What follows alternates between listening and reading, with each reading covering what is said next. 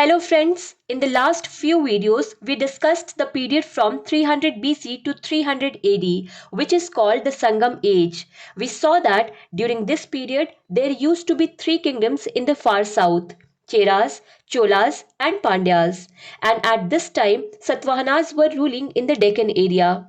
Satavahanas were continuously expanding their territorial area, and when they occupied Tondai Mandalam and its surrounding region, they gave the responsibility of governing that area to Pallavas. This means that the Pallavas were feudatory of the Satavahanas. The rule of the Satavahanas ended in 220 AD. They ruled for a total of 450 years, which means they were ruling even before the Sangam age. So when the rule of Satavahanas ended in 220 AD, a new kingdom called Vakatakas took their place in Deccan, which means Pallavas were no longer feudatory of Satavahanas because Satavahanas had declined. So have these people now become feudatory of the Vakatakas? No, we can see here in the map that the Vakatakas did not occupy the region of Tondai Mandalam. That is, when the rule of Satavahanas ended in 220 AD, the Pallavas also took advantage of this opportunity and declared themselves independent rulers in the region of Tondai Mandalam and made Kachipuram their capital. But shortly after this, in 300 AD, the rule of Kalbharas started in far south, who had occupied all the regions of far south from 300 AD to 550 AD. Because of this, the power of Pallavas and all other South Indian kingdoms declined, but they were not declined completely. They were just looking for an opportunity that as soon as Kalbharas would be weak, they would gain power again. And they got this chance in 550 AD when Pallava king Simha Vishnu killed Kalbharas ruler. And in this way, the rule of Kalbharas in South India ended, and South Indian kingdoms like Pallavas and Pandyas became active again. Pallavas ruled from their capital Kachipuram for a very long time, from 550 AD to 985 AD. So if we look at the timeline of the Pallavas, we can see that these people were feudatory of the Satavahanas in the beginning. And you must note that the Satavahanas themselves were feudatory of the Mauryans. So when Satavahanas became independent rulers, after that Pallavas became feudatory of the Satavahanas.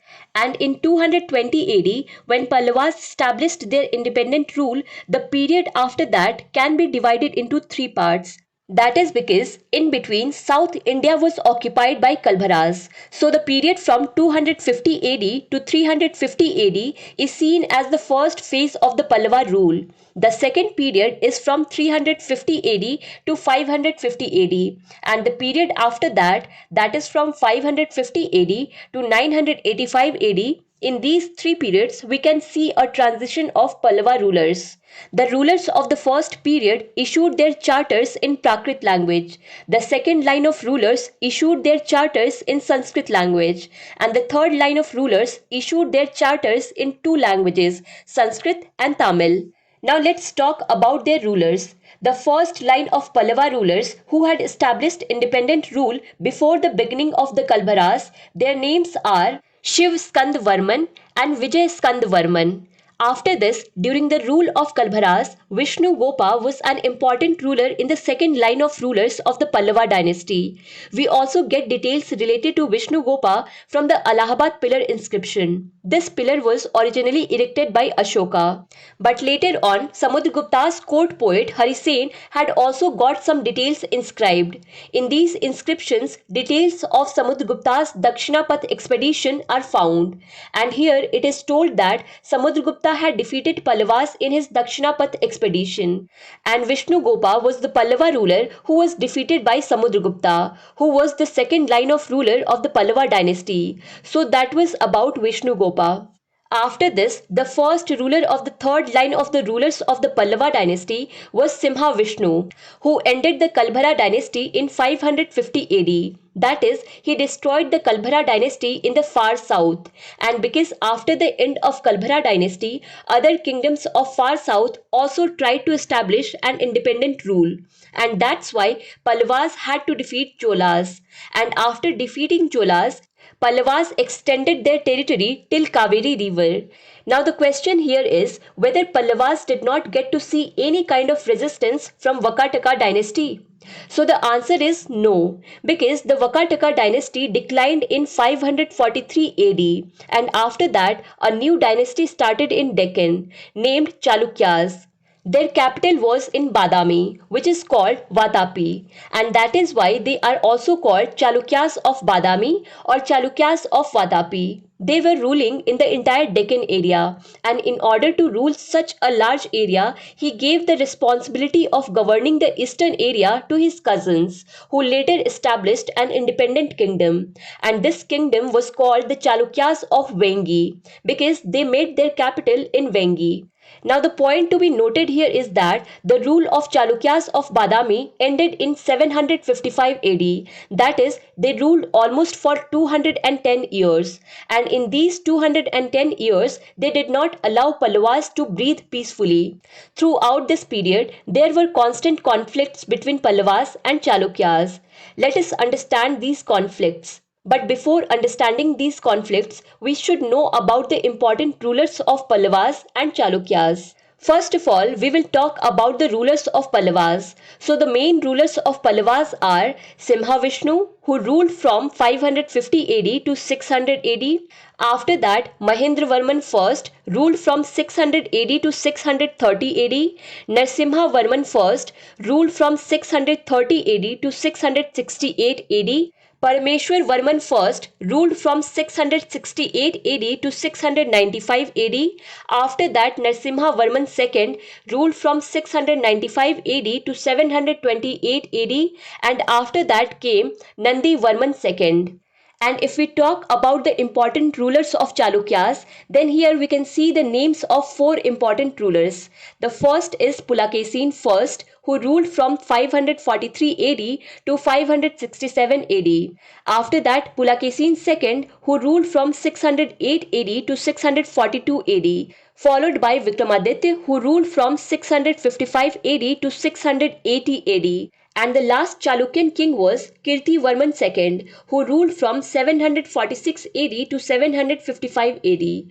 We have already studied about the Pallavas ruler Simhavishnu. He ended the Kalbhara rule in South India and at the same time extended his territory till the Kaveri river by defeating the Chola rulers.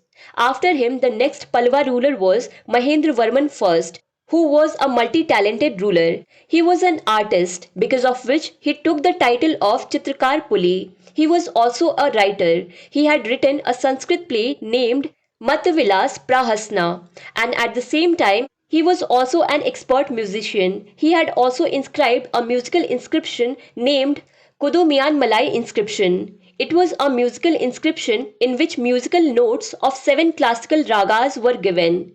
Rudracharya is also mentioned in this musical inscription, and it is said that he was a great musician. Apart from this, Mahendravarman I had also taken another title, and that was Chetakari, which means great builder of temple. Actually, he had built rock-cut cave temples at many places in his time. Some of these places are Tiruchirappalli, Pallavaram, Mahendravadi, Vallam, and Mandagapattu. This Mandagapattu is very important because there is an inscription in Mandagapattu where it has been said that Mahendravarman I is Vichitrachita person who has built such temples of Brahma, Vishnu and Shiva in which neither bricks, nor wood, nor metal, nor any kind of mortar has been used. So it is known from here that these were basically rock-cut temples for which he took the title of Vichitrachita. Vichitrachita means unusual soul.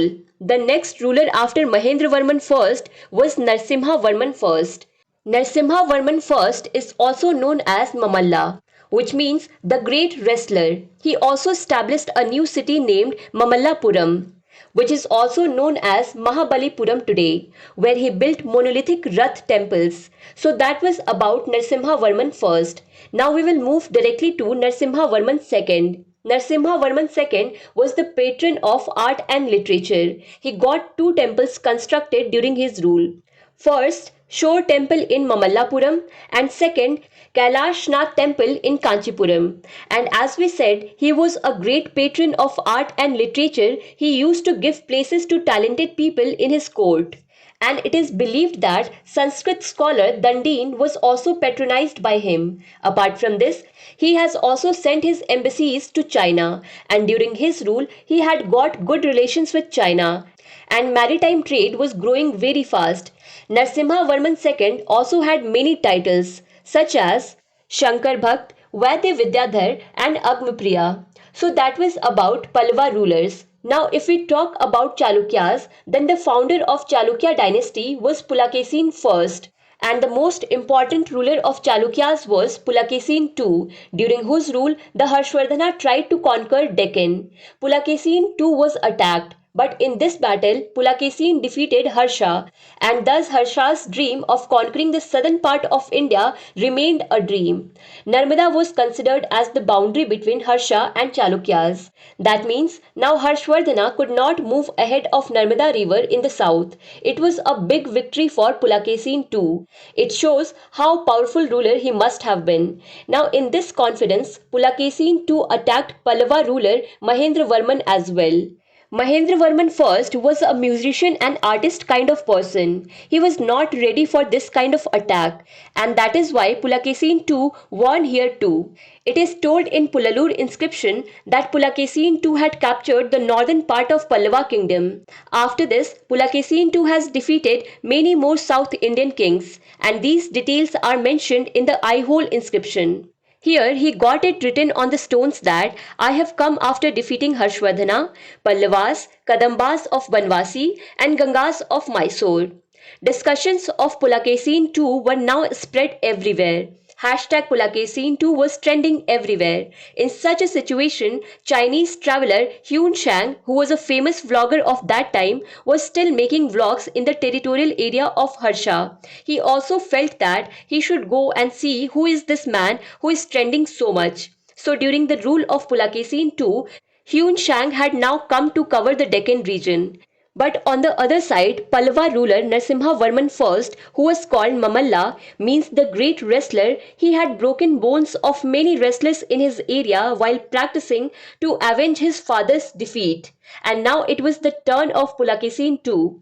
Narasimha Varman I attacked on Pulakesin II, in which he managed to defeat Pulakesin II. It is called the Battle of Manimangalam. This battle took place near Kanchipuram.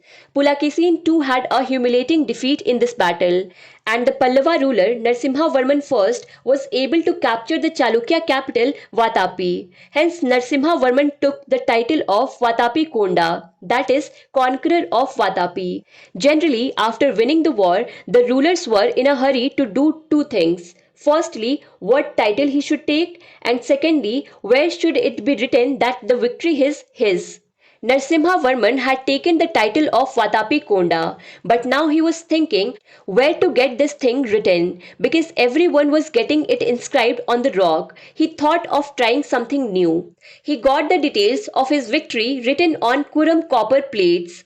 Narasimha Varman I also had a formidable naval force. He launched a naval expedition to Sri Lanka, where he restored his friend and Sri Lankan king Manovarma to the throne. After all these conquests, when the name of Narasimha Varman I started trending, Hyun Shang reached the Pallava kingdom. But this enmity between the Chalukyas and the Pallavas was not ending. As soon as Narasimha Varman's rule ended, the Chalukya ruler Vikramaditya, who was ruling between 655 AD to 600 AD, attacked the ruler of Pallavas, Parameshwar first. In this battle, the Chalukya ruler Vikramaditya was successful and regained his lost territories. Vikramaditya had completely plundered the Pallava capital Kanchi. Yet we can say that in comparison to all other Pallava rulers, Narasimha Varman II, also known as Raja Simha, his rule was quite peaceful. And ultimately in 755 AD, the rule of Chalukya of Badami ended. The last Chalukya ruler, Kirti Varman II, was abolished by his own feudatory Danti Durg. and started the Rashtrakuta dynasty. Even after the rule of Chalukyas Badami ended, Chalukyas of Vengi who continued to rule their area for a long time even after this. We will talk about Rashtrakutas in the next video. To understand Indian history and Indian polity in detail, do follow Bookstava playlist. Link is given in the description box. Thank you for watching Bookstava.